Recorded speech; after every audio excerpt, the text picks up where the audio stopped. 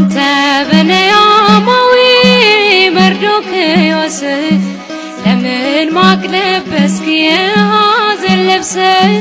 ሰላም አይደሉይ ወገን ዘመዴ ባክህ ንገረኝ አልቻለም ሆዴ።